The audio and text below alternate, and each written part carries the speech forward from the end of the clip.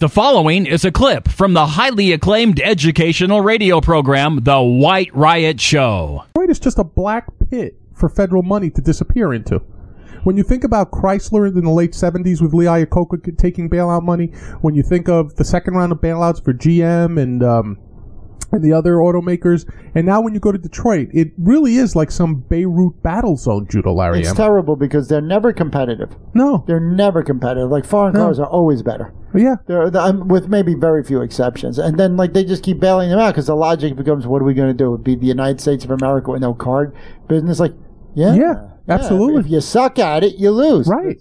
Let's move on. Let's call it a failure and move on. Convert those factories into something else if you have to, or just sell up. And then the other thing is, what's with the population of the D? It's horrible up there. Yeah. It really is a war zone. It's like Watts in the late 60s or something. I've never been there. I've been there. I know you've been there. Yeah, it's horrible. Other people I know who've been there. And, you know, there are places like Grosse Pointe, which is outside Detroit, which I've heard is absolutely beautiful. Oh, sure. But if you go to Ann Arbor in Michigan, it's not like all of Michigan's a cesspool. No, but Detroit is awful. Yeah, it really is. And by the way, if someone from Detroit is listening to the show and would like to give us your feedback on why Detroit isn't a cesspool and isn't a black hole, go fuck yourself. There's nothing you could say that will tell me at this point that Detroit is anything but a federal disaster area. Maybe they could get funds based on that. Like, hey, we're just a federal fucking disaster area. Yeah, we're a place that got hit by Sandy without the Sandy. You're right, exactly. Horrible. I can't even begin to think. But this is the nature of collectivism. Honestly, I know I'm going to make some intellectual connection here, Judo Larry, but the truth of the matter is, this is what happens with an entitlement generation. Right.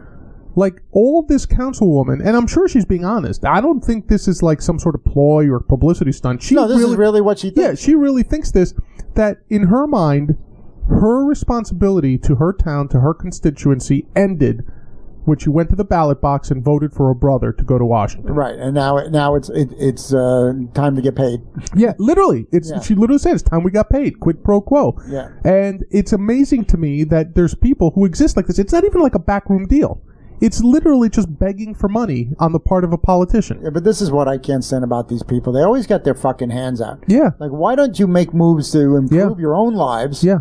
And improve your own city. Sure. And instead, and what would be the point of bailing them out? For what? Why? They'll be broke again. Yeah, they're going to be asking for money in 3 years. We already did it with, like I said, we did it with Chrysler.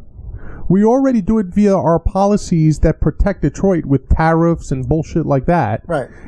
We already do it by having, and I'll get to this in a second, protecting the union labor, big unions up in Michigan, who destroy the economy, their own economy. They keep their own unemployment rate high in that state. So why are we going to now involve the government just to give you free dollars? Now there's not even the pretense that there's a program behind it. It's just pay us.